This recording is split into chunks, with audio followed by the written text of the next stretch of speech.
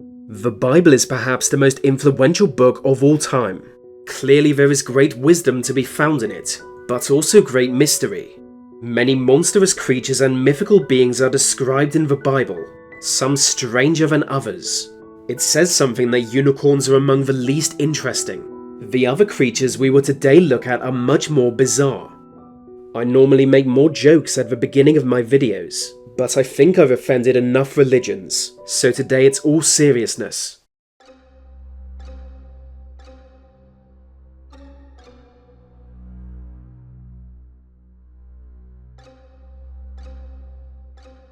In the Old Testament is mentioned a monstrous beast, known as the Behemoth. It was so powerful only God could kill it. Its bones were described as tubes of bronze, and its limbs were like bars of iron. There is nothing the Behemoth fears, and humans cannot hope to tame it.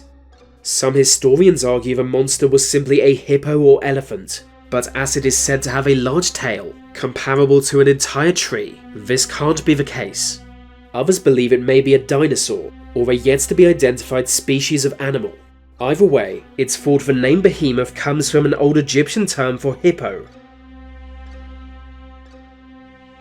Though only briefly mentioned in the Bible, the Cockatrice became one of the most feared monsters of medieval times. According to European folklore, it was like a cross between a rooster and a dragon. A cockatrice is born when a chicken's egg is raised by a snake, resulting in a terrible hybrid creature. Large and violent, all are advised to avoid them. Its breath is poisonous, and staring into its eyes for too long can turn a person to stone. If that fails, their razor-sharp claws will cut you to ribbons. Many have stumbled into a cockatrice den by mistake. None have survived.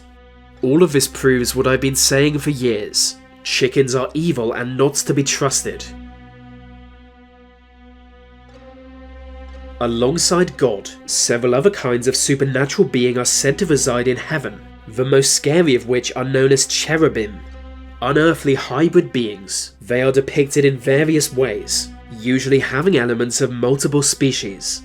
Some are broadly humanoid, but with 2 sets of wings and 4 heads, that of a human, a lion, an ox and an eagle.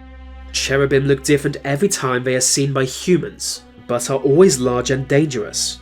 They are the guardians of heaven, ensuring nobody unwanted can ever reach God. In fact, the 2 winged creatures atop the Ark of the Covenant are cherubim.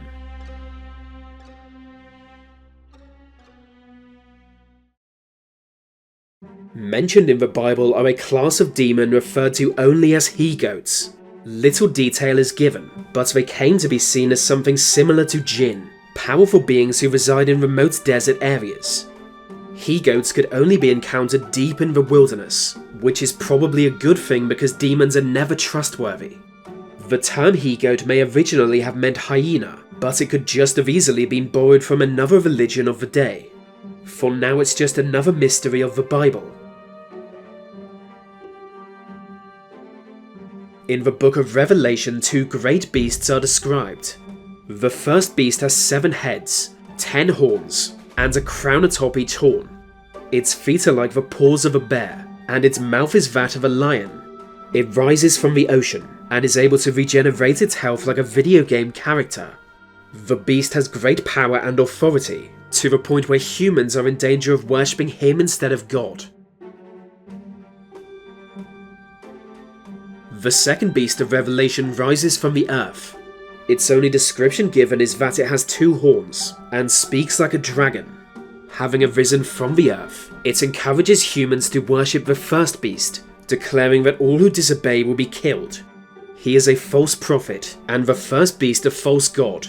Many were won over, and were given the mark of the beast on their hand or forehead, which in early versions of Revelation was the number 616.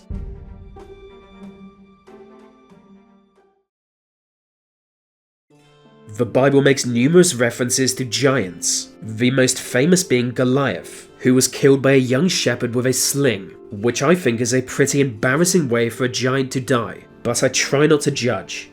He was just one of an entire race of giants, who according to legend were born to human mothers and angel fathers.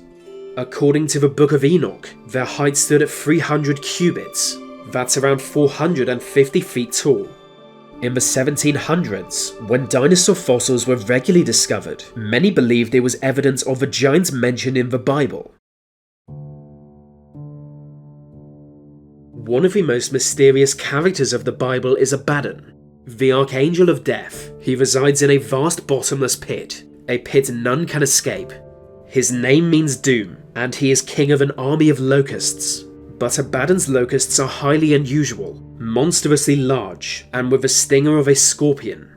They have human-like faces and a body hard as iron. Emerging from the pit at Abaddon's will, the locusts torment humanity for 5 months at a time. So I think we should find that pit and fill it with dynamite.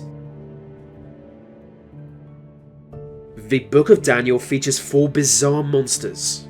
Appearing before Daniel during a vision he was experiencing, the 4 beasts emerged from the sea.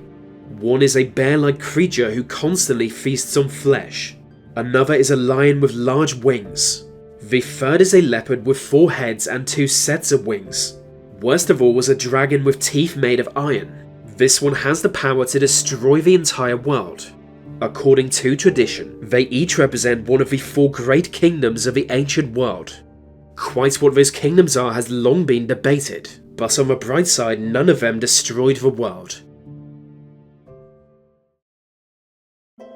Of all the monsters and mysteries of the Bible, none are more notorious than the Leviathan.